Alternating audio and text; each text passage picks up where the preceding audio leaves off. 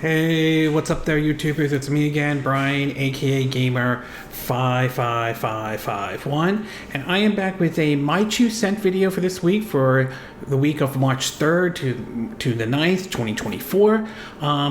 In terms of basically doing, another live stream of Ghostbusters, the video game, though, I might do that. I'm going to try again next week if necessary. I know the last stream there was some sort of issue with the visuals and something like that. I think I may have fixed the problem, at least on the Series S side of it. Maybe turn off the 4K option that for some reason was available and everything. But in either case, I'm going to try again next week and all. I'm not doing it this week or anything, mostly because something came up that I have to deal with and everything like that. So I'm going to try again, hopefully next week, on doing another live stream of Ghostbusters, the video game remaster on the Series S. But anyway, we got 4 stories to cover this week, including WB Games, or Warner Bros. Discovery, doubling down on the whole live service following what happened with Suicide Squad Kill the Justice League. I do want to give my thoughts on the Xbox partner preview that happened this week. An interesting comment from, I think, Moore's Law Dead, or in terms of regarding the Nintendo Switch 2 or the Switch successor and the possible power, how powerful the system might be. And of course, we are also learning that after last week with the whole situation with Nintendo and emulator Yuzu, it looks like both sides seem to have at least somehow settle this out of court and everything like that. So if you're interested in where I got the source of this information, links will be in the description of this video, assuming you're watching this on YouTube. But before we get started, I like to do what I like to call the quick My 2 Cents, stories that kind of caught my attention, but I'm not going to go into a huge amount of details. The first one is that an overview trailer was released for the upcoming game, Princess Peach's Showtime and all. Now, I know there's a demo of the game out. I haven't tried the demo yet or anything like that.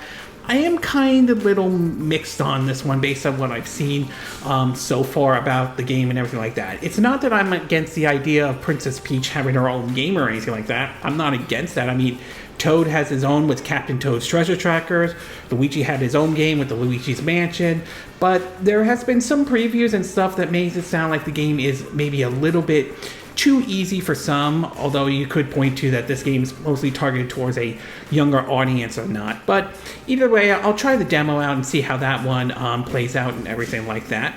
We also learned that supposedly Nintendo, or at least the company in Merson, has renewed their haptic tech patent license with Nintendo for future products. This has to do with, the whole HD Rumble thing that was sort of promoted during the Nintendo Switch reveal and everything like that. Obviously, they must be happy, working with Nintendo, and they probably want to use it for, the Switch 2 or the Switch successor, or what Nintendo is going to call it, though.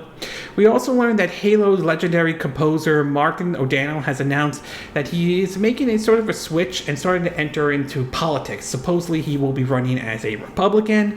We'll see how it plays out for him. Let's just say, I know this is going to sound political to some folks out there, and I understand not everybody wants us to go beyond the two-party political system here in the U.S., but right now I'm not trusting the GOP, especially since it's and I know this will be controversial to say this to some out there. I will say pledging blind loyalty to Donald Trump, aka a snake oil salesman and everything like that. But you know what? That's his decision, whether he succeeds or not in terms of what district he's running for. We'll have to wait and see how that plays out and all. We also learned that supposedly Xbox will be starting to add more first-party games to the Boostroid cloud gaming service. This was sort of the deal that they kind of worked out in terms of, trying to get that Activision Blizzard deal fully across the finish line, which we saw that with basically, it concluded in October and all. So basically the idea is they're going to put more of their games into these cloud gaming services, and so far they're adding more of the first-party games. We'll probably eventually start seeing more of the, Activision Blizzard games and everything like that. But certainly nice to see them pushing it, especially for those who rely on, the subscription base or the cloud gaming service and all.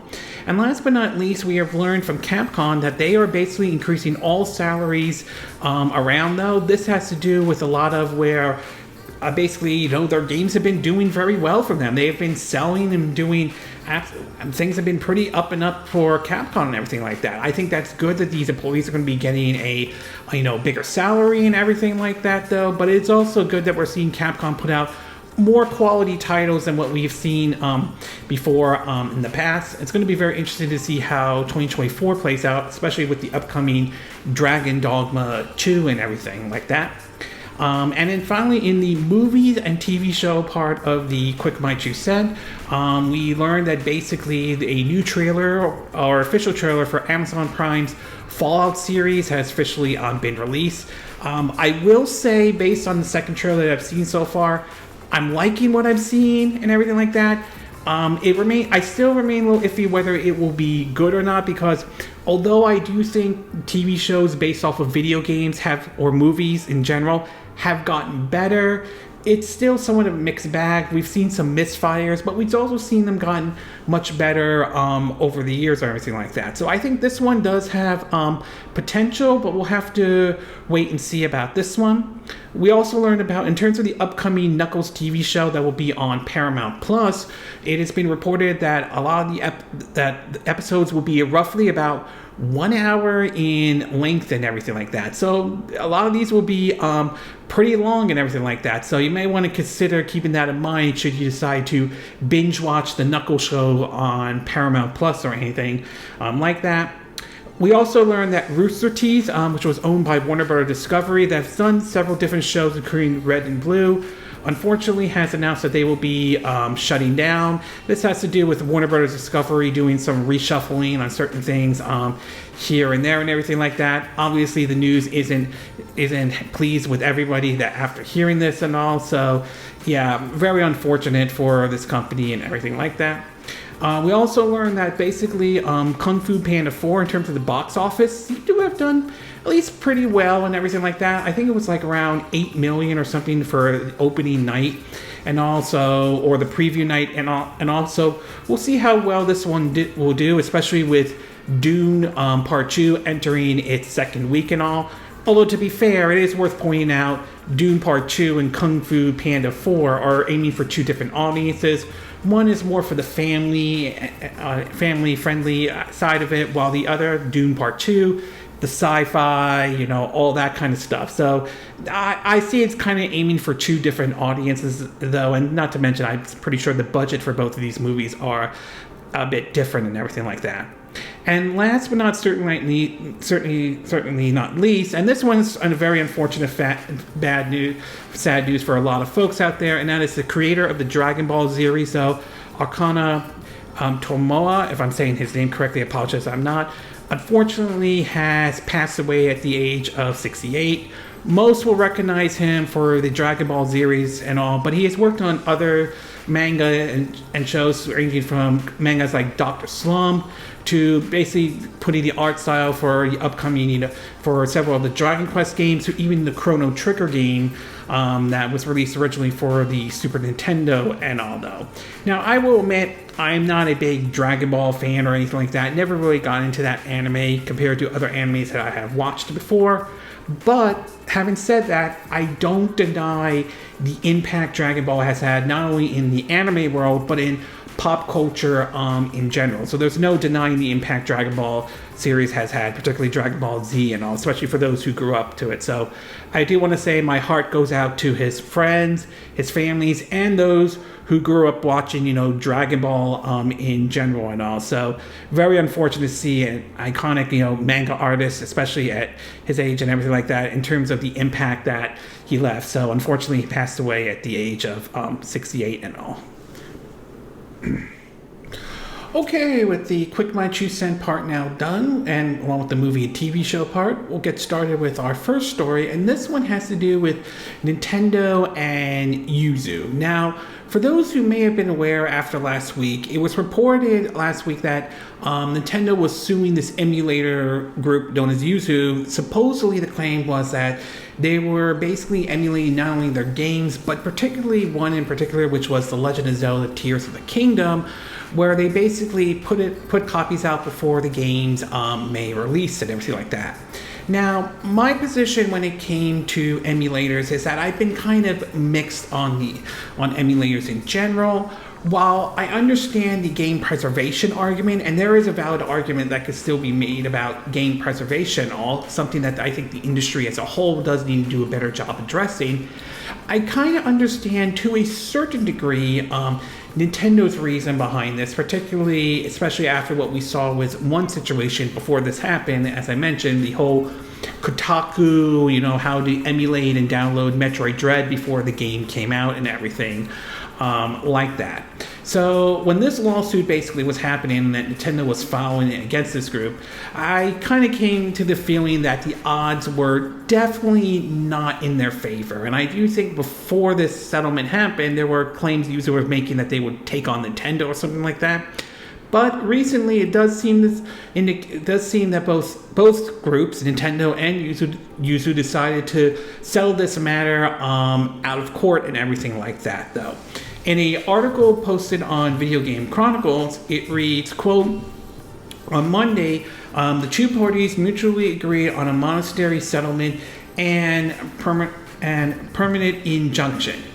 As part of the injunction by the U.S. District Court of Rhode Island, the person who, Tropic Haze, the person who helped create this Yuzu thing, was issued with a permanent injunction preventing it from offering or marketing Yuzu or any of its source code in the future. Its members are also prevented from creating any future software that cultivates Nintendo's technology protection, and Tropic Haze must surrender all website domain and information related to its emulator. This permanent injunction consisted a binding court order, and any violation by Tropic Haze or its members will subject them to the full scope of the court's contemporary authority, including punishment and monetary sanctions. In its initial lawsuit document, Nintendo claimed that last year's biggest Switch release, The Legend of Zelda Tears of the Kingdom, was pirated over 1 million times in the week and a half before its release. With Yuzu in hand, nothing stopped a user from obtaining and playing unlawful copies of virtually any game made for the Nintendo Switch, all without paying a dime to Nintendo or any of the hundreds of other games developers and publishers making and selling games for the Nintendo Switch, the company said. In effort, Yuzu turned general computing device tools for a massive intellectual property infringement of Nintendo and other copyright works. And in a post on X, formerly known as Twitter, this is what Yuzu had to say and everything like that. Hello, Yuzus and Sakana fans, if I'm saying the name correctly. We're writing today to inform you that Yuzu and Yuzu support of CITRA are being discontinued effective immediately. Yuzu and his team has always been against piracy. We started the project in good faith, out of passion for Nintendo and its console and games, and were not intended to cause harm. But we see now that because our project can circulate or Nintendo's technology protection measure allows users to play games outside of the authorized hardware. This has led to an extensive piracy. In particular, we have been deeply disappointed when users have used our software to leak game content prior to its release and ruin the experience for legitimate purchase and fans. We have come to the decision that we cannot continue to allow this to occur.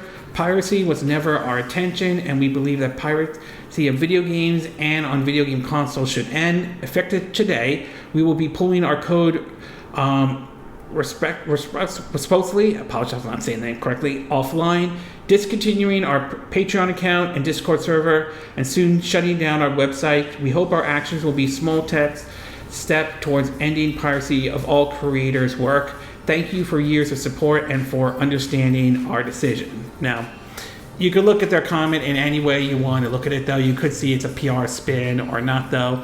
But the fact that they decided to sell this out of court isn't really that shocking. It does seem to indicate that Yuzu probably figured they didn't really have a big fighting chance against Nintendo and everything like that. So obviously that's the end of this chapter. It doesn't seem like they're going to go any further unless something else pops up.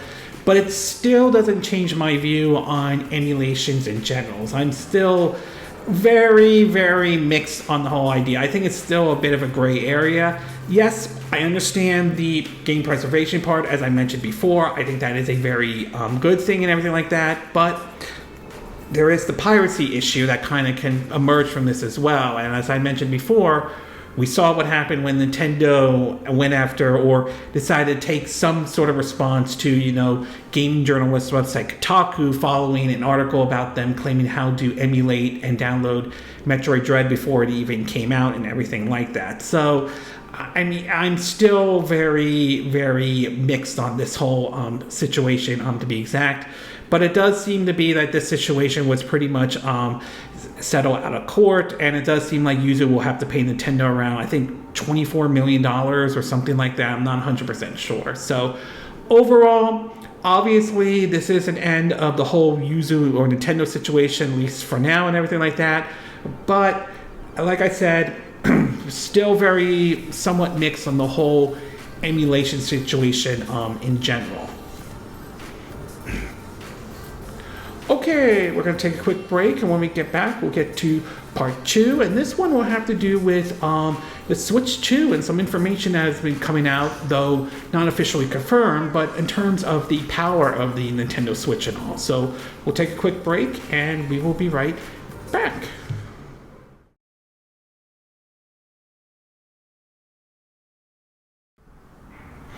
Okay, and we are back with part 2 of my 2 cent video for this week. And for this one, we're going to be talking about the Switch 2 or the Switch successor. Now, if there's one thing we've been hearing about it for a while, it's been rumors back and forth about in terms of when the system might launch to exactly how powerful is this system could be, though. Last year, there were reports coming out of Gamescom that Nintendo held a closed-door meeting with several people from, I think, the game developers and all to show off the capability of what, or at least hardware of what the Switch successor was going to be. There was ranging from Breath of the Wild running at 4K or at 10 or at 60 frames per second to a tech demo that basically showed off the similar tech demo we saw with the whole Matrix Unreal Engine tech demo, which was basically showing what the capability of Unreal Engine 5 and everything like that. So there's been some back and forth of exactly how powerful the Switch successor or Switch 2 may be and everything like that. Well, recently, apparently a YouTuber by the name is Moore's Law is Dead, if I'm saying his name correctly, I believe it is, did chime in on this a little bit, and there have been several reports indicating of a good idea of a possibility of how powerful the Switch 2 might be. Now, granted, nothing's been officially confirmed at this time, so it's too early to tell if this information is correct until, Nintendo starts talking about it and we start digging deeper into it. But if what he is saying is correct and this is true, it doesn't sound as bad as I thought in terms of how powerful it may be. I was kind of hoping it was at least this powerful. Maybe not as powerful as the PS5 or Xbox Series X, but it does sound it's still going to be, at least what this person's saying, sounds like it is still going to be a powerful, at least a more powerful version of the Switch and everything like that. 2 of the articles, we'll start the first one with FFC Tech, and they reported that, according to them, this is what they had said. YouTubers Moore's Law is Dead claimed in his latest video in which he confirms the Switch successor will indeed use a rumored Samsung 8nm processor node with likely 12 gigabytes of memory. In the video, the YouTuber talked about how there's a misunderstanding about Nintendo not caring about performance. Actually, they do, but the company has a certain performance goal it wants to hit for a console cycle, and if it does, Nintendo is satisfied. Some days ago, we reported that it's likely the chip inside the Nintendo Switch 2 will hardly match the performance of the Xbox Series S. In the video, the YouTuber appears to support that claim, although it actually may come closer to Microsoft's entry-level console, except frame rates are expected to be lower when compared to the rumored performance of the Switch 2. Based on the likely specs of the platform, the performance of the Switch 2 in dock mode will likely be comparable to that of the PS4 Pro. On the CPU side, the YouTuber also makes a comparison to Microsoft's Xbox One X from last gen. PS4 Pro is a good way to characterize the dock Switch 2 performance. Moore's Law is dead writes in another post under the video about the dock performance. The YouTuber writes, PS4 Pro would be a better approximate, but the Xbox Series S isn't really that different besides the CPU due to its GIMP memory system. As for the Switch's handheld performance, the YouTuber says image quality with light ray tracing and battery life of Nintendo's platform will likely be better than that of the Steam Deck, a bit with somewhat lower performance than Valve's platform. Even if they, Nintendo, cheap out on the clock speed and cooling here, I would still say it's about 20 to 30% faster than the Steam Deck's GPU, but the CPU is a bit weaker for gaming, Moore's Law Dead explains. He added, so again, if the Steam Deck is doing 720p low at 40, I think this will do like 720p higher with light ray tracing at 30% though. Meanwhile, over at Tom's Guide, they reported on another thing Moore's Law Dead has said in terms of basically why it's possible or why he thinks that Switch will be delayed until at least 2025. And supposedly the SoC, the system on a chip, and what it will be and everything like that. He mentions this in the recent video, but according to what he's saying, at least from Tom's Guide, it's writing, supposedly MLID's NVIDIA contact has suggested that the SoC powered in the Switch 2 software has been ready for a while, but that it is Nintendo that is holding back the launch, which would match other rumors that have stated that Nintendo wants to delay a launch to ensure console supply. Another NVIDIA source has stated that the information that was previously supplied by Digital Friendly regarding the Tegra T239, this has been the rumored chip that will be in the Switch successor that's been going around for quite some time. Okay, anyway, according to what they're saying, the Tegra T239 chip was an almost correct summary in that prior leak. It was mentioned that the Tegra 239 chip would be an octa-core CPU cluster that could feature a 120-bit wide memory, BUS, 8 to 12 gigabytes of RAM, and 102.4 gigabytes of memory and all. Finally, according to MLID, it appears that AMD is bidding hard against Nintendo for the Switch 2. This isn't surprising considering the overall sales rate of the original Switch, which has done well relatively to the other major consoles, and the fact that Nintendo Switch 2 is likely to do just as well. However, the question of what this means for players is the most important aspect. While the initial stats appeared quite weaker in comparison to the PS5, they are more than enough for Nintendo's needs. For the most part, this chip will make the console faster and will allow it to render more impressive visuals compared to the prior model, although this may be hindered if rumors about the Nintendo Switch 2 shipping with a low quality screen are true. So obviously there is basically no official confirmation. We'll have to wait to hear from Nintendo and everything like that. But if what Moore's Law is saying is true, I'm kind of satisfied if this is correct of how we could expect the power of the Nintendo Switch. I mean, the idea of the dock being maybe as powerful as or at least as powerful as, say, the PS4 Pro, I mean, that's not necessarily a bad thing. I mean, I've always believed, my belief was that the Switch 2, the Switch successor, would probably be either close to a PS4 or Xbox One, or at least a bit more powerful than that. I definitely was open to the idea of it being close to a PS4 Pro or Xbox Series S, but I wasn't holding my breath for a PS5 level or an Xbox Series X level. So it being close to PS4 Pro, to me, isn't necessarily a bad thing or anything like that if this report is true. And it does sound like, although again, we'll still have to wait until we hear confirmation, it does seem to sound like that it's more and more likely that this NVIDIA T239 will be the one powering this Switch successor and all.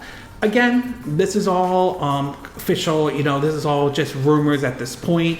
Nintendo has not said anything at this time. We're still waiting to hear what they have to say and all, though. But it does sound like it is possible a lot of this information could be corrected and everything. But like always, these are just rumors for now. So obviously, a grain of salt does need to be taken with this. So overall, I would say, assuming these rumors are true, I'm not against the idea of it being, being as powerful as a PS4 Pro when docked, or if what they're saying, like around like a Steam Deck when in handheld mode and everything like that.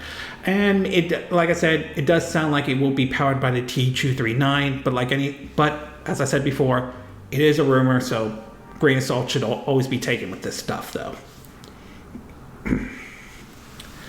Okay, we're going to take a quick break, and when we get back, we'll get to part 3. And this one has to do with, I want to give my take on the Xbox partner preview that basically happened this week. So we'll take a quick break, and we will be right back.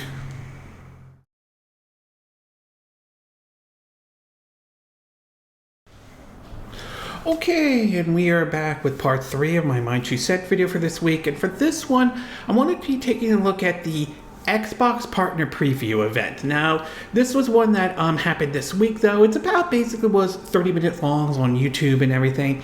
And basically what it was looking at is several games from third-party developers and publishers and what they were planning to bring over to, the Xbox Series X and S. Some games were coming to Game Pass, others were not and all. But I will say the broad consensus based on what I watched, though, as I thought it was good. I don't think it was anything groundbreaking or anything like that. But there were some interesting, some neat announcements and everything here and there.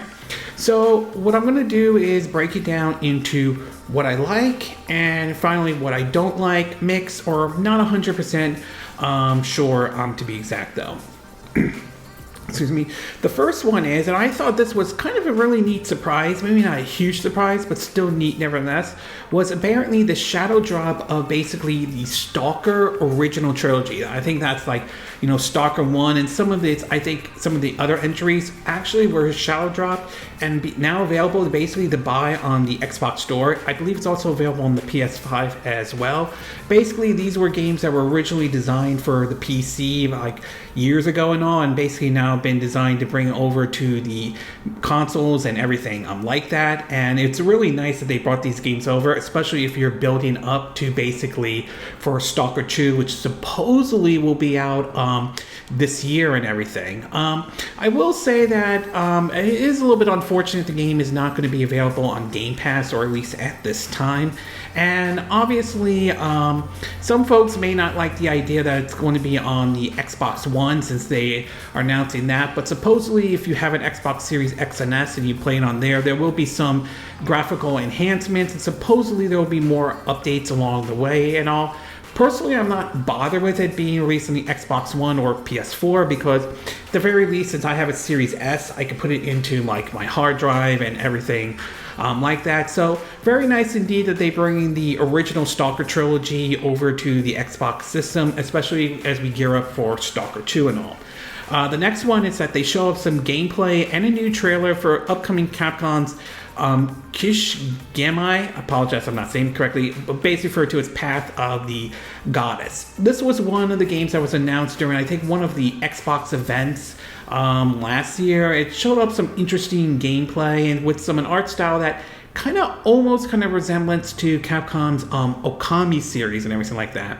And it does look like basically it's a mixture of a action and a strategy type of a game where you basically set up like a defense during the day to fight these evil creatures during the night and everything like that.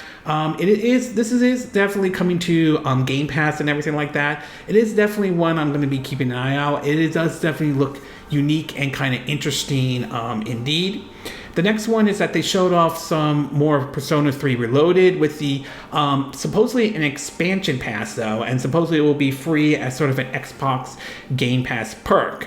Some of the stuff they showed were basically costumes and some music and everything like that, but also a brand new storyline for Persona 3 Reloaded and everything like that. Now, there's been some debate and some have referred to it as sort of cut content and everything like that, but in either case, though, it's certainly nice that we're seeing Persona 3 or Persona 3 Reloaded. This is still look really neat. I'm probably looking forward to it, though. I am enjoying Persona 3 Reloaded on the Xbox Series S and everything like that, though. Still waiting to see when Persona 4 or the remade or supposedly a remake of Persona 4 does happen and everything. And last but not least, Bandai Namco showed off basically the game called Unknown 9 Awakening and everything like that. And it looks like a very interesting action title and so forth. The whole idea looks like, like using some psychic powers to sort of like bending or going faster, like freezing time or something like that. It looks very interesting indeed. I would like to see, hopefully we'll see more of that maybe along the way and everything like that. So sort of a neat title indeed. But as far as what I didn't like, mixed or not really 100% sure about, the first one has to do with the First Berserker, Khazan, if I'm saying the name correctly now. The trailer, I will say, I mean, the game looks nice. I like the anime style, and this definitely seems like they're aiming for something more like a Souls-like type of thing, and that certainly isn't bad. But when I watched the trailer, both either when I was watching the YouTube video on my TV or on my computer, I can't help but feel that the trailer, to me, feels like there is some sort of like maybe some frame rate issues or anything like that. It doesn't seem to be nearly as solid as compared to, say, like Koei Tecmo's like Neo or Wulong Fallen Dynasty might be. Again, we'll have to wait and see further along. Maybe I missed something or anything like that, but at least with the trailer, what they showed, though, it did seem like there was some frame rate issues and so forth. The next thing I do want to talk about is two of the games that they showed here. They only had a CGI trailer, and I was a little bit disappointed we didn't see some actual gameplay. The first one had to do with Sleight of Hand. They basically is this card deck like stealth type of a game or anything like that. They gave us some idea with the CGI trailer, but I was a little disappointed they didn't really have any gameplay to show. And finally, the other one was the Sinking City 2. Again, some idea, but no real gameplay or anything like that. So I was a little disappointed with those two. I would have liked to have seen some actual gameplay with those titles and all. And last but not least, outside of maybe the shadow drop of Stalker Original Trilogy, there wasn't really any, wow moment or surprises or anything like that. That doesn't mean that the partner preview was bad or anything like that, but it's just nothing that I saw was like, it would make this memorable, like this was their best partner preview or anything like that. So no real big surprises or anything. But I will say overall, I would say this was not a bad partners preview or anything like that. There were some neat announcements that were made. I think that's great and all, but I would say this is not something that's going to be like, I mean, to me, it was fine. It was just fine. It wasn't anything special or anything like that. I don't know if this will be the most memorable partners preview or anything like that, but I will say for certainly, I don't think this was a bad Xbox partner preview at all either. Okay, we're going to take a quick break, and when we get back, we'll get to our fourth and final part, and this one has to do with WB Games or Warner Brothers Discovery, and apparently them doubling down on, you guess that, live service games and everything like that. So we'll take a quick break, and we will be right back.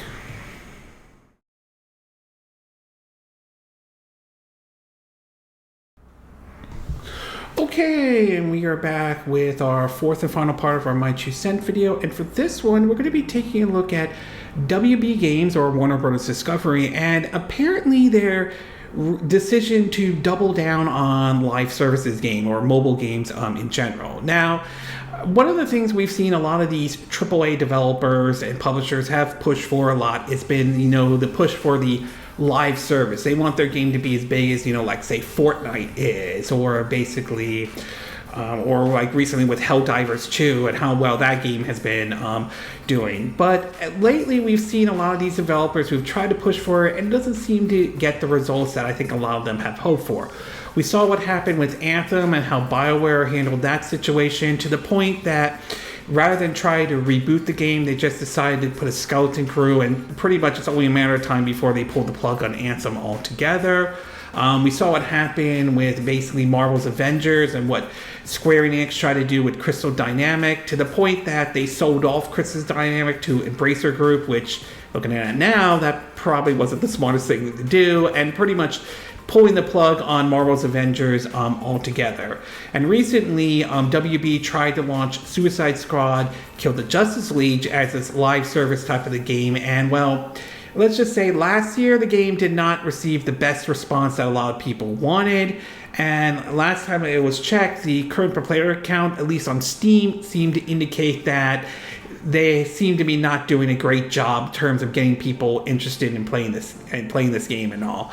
Well, it does seem to be that rather than trying to learn from this situation, it does sound like WB seems to be more on doubling down on these live service games and everything like that. So in an article from GameSpot, it reads that, quote, during a recent Morgan Stanley speaking event, Warner Bros. Discovery gaming boss discussed some of the company's strategy for gaming going forward, and includes more live service, mobile, and free-to-play games.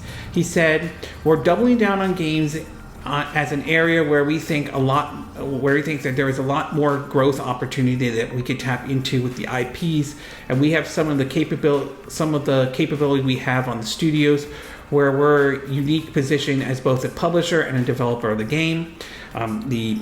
This gaming boss said WBD's recent gaming output has focused on AAA games for console, and that's great when a game like Hogwarts Legacy sells 22 million copies and becomes the best-selling game of the year.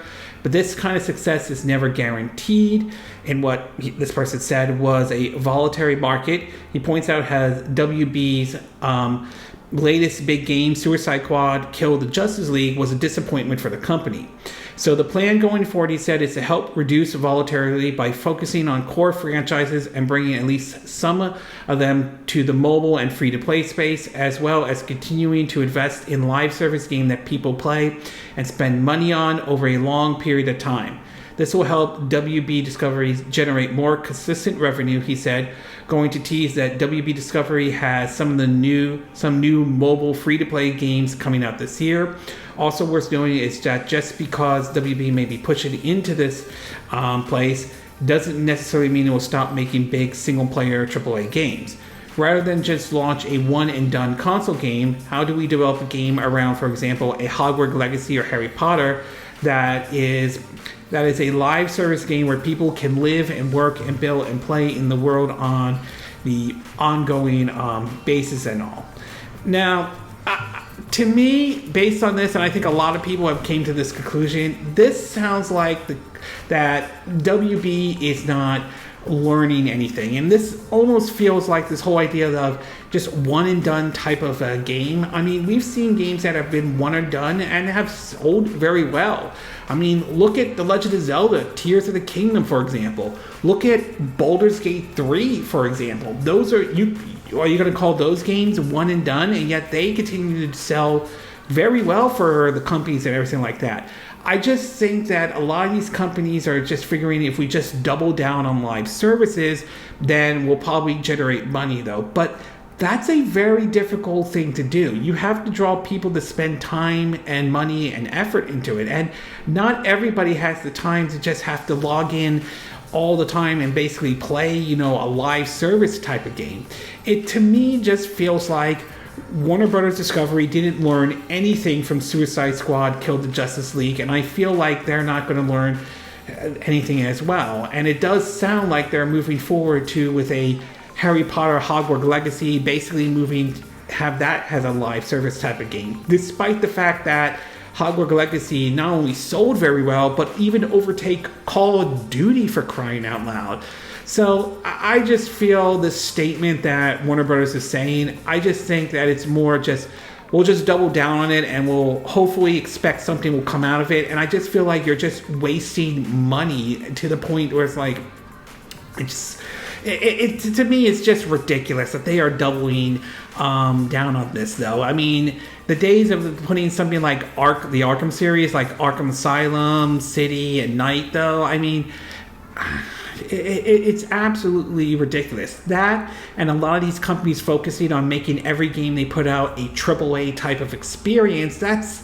I mean, it definitely has the feeling that a lot of people feel that a gaming crash is going to happen, and if it continues on like this, I think we could see something like that to a certain degree, ranging from, out of control budgets for some of these games to doubling down on the live service part. So I just feel like that statement that the head of the gaming division for Warner Bros. Discovery, I just can't help but feel that this is basically, they're setting themselves up for a train wreck that could eventually happen and everything like that. If they think they can just double down, we'll just do this. I mean, they did not learn anything when it was announced that Suicide Squad Kill the Justice League will be always online, a live service.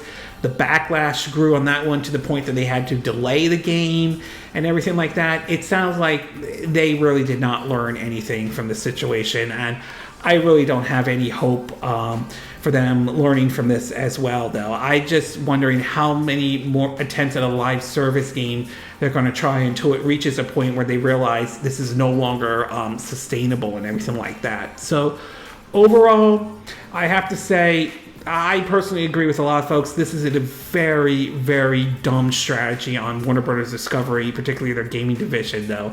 And I do think it questions the leadership over there in figuring out what the hell is going on over at Warner Bros. Discovery and all. Okay, this concludes this My 2 Cent video for this week. And again, these are my opinion. What are yours? What are your thoughts about, the whole Yuzu and Nintendo selling the situation out of court? Do you think this was the right thing to do? Do you think Yuzu should have fought Nintendo in court, or do you think Nintendo had a strong enough a case against Yuzu and all? What are your thoughts about some of the comments made by YouTuber Moore's Law is Dead in regarding the Switch 2? Do you agree that when it's docked, it could be as powerful as like a PS4 Pro, or when undocked, it could be sort of close to like what the Steam Deck is, though? Do you think they're correct that the chip that's powering the Switch 2 could be the Tegra or the T239 and everything like that? What are your thoughts about the Xbox Partners Preview event? Did you like the Partners Preview event? Were there games that you were happy that they announced? Were there games that you wish that they had announced at this event? And what are your thoughts about WB or Warner Bros. Discovery's new strategy in terms of gaming, in terms of doubling down on live service?